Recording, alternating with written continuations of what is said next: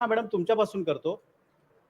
महाराष्ट्र हा पुरोगामी महाराष्ट्र म्हणून ओळखला जातो आणि विकासाचे ग्रोथ इंजिन म्हणून देशभरात महाराष्ट्राचा लौकिक आहे. मात्र गेल्या काही वर्षांपासून महाराष्ट्र हा स्पर्धेत मागे पडताना दिसतोय.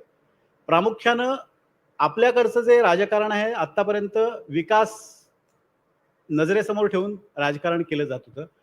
यावेळेला असं लक्षात आलं की खूप लोकप्रिय घोषणांचा धडाका लावला सरकारनं आणि त्यात सरकार म्हणजे आपण ज्याला क्विज गॅम्बिट म्हणतो, अशा स्वतःच्याच चालीत फसलंय की काय अशी परिस्थिती आहे. त्याचं उदाहरण म्हणजे लाडकी बहीण योजना. म्हणजे या योजनेसाठी पूर्ण सरकार कामाला लागलंय, अशा स्वरूपाचं एक चित्र आणि हा विषय तुमच्याकडे आहे. सरकार या मुद्द्यावर गोंधळले असं वाटतंय? सर्वप्रथम आपले आभार मला ह्या कार्यक्रमामध्ये बोलवलं. सरकार गोंधळलेलं नाही आहे, कारण की मी ग्रामीण भागातून येते आणि महाराष्ट्रामध्ये पहिल्यांदा लाडकी बहीण ही योजना महायुती सरकारने आणली आणि ग्रामीण भागातील महिलांना हे 1,500 रुपये किती त्यांच्या आयुष्यामध्ये बदल घडविणारे हे मी स्वतः माझ्या डोळ्यांनी बघते. आणि राहिला हा सगळा फायनान्शियल क्रंच आपण जे बोलल्या जात आहे, त्यातून निश्चितच मला खात्री आहे की महाराष्ट्राचे मुख्यमंत्री देवेंद्र फडणवीस साहेब मार्ग काढतील आणि कुठलाही विकास ह्या योजनेमुळे रुकला जाणार नाही.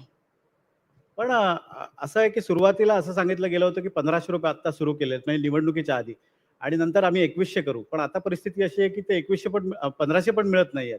आता ते 500 वर येतंय की काय अशी परिस्थिती आहे? म्हणजे आता आम्ही मध्यंतरी असं ऐकलं की 8 लाख महिलांना वगळण्यात आलेलं आहे, की ज्यांना किसान सन्मान योजनेचा लाभ मिळतो अशा महिला, अशा कुटुंबातल्या महिलांना आता 500 रुपयेच मिळणार आहे.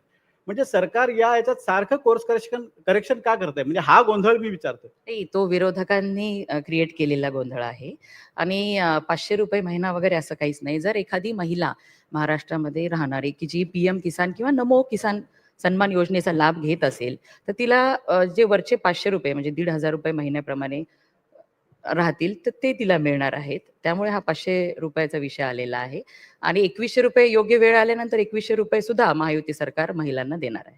म्हणजे अजूनही अपेक्षा आहे.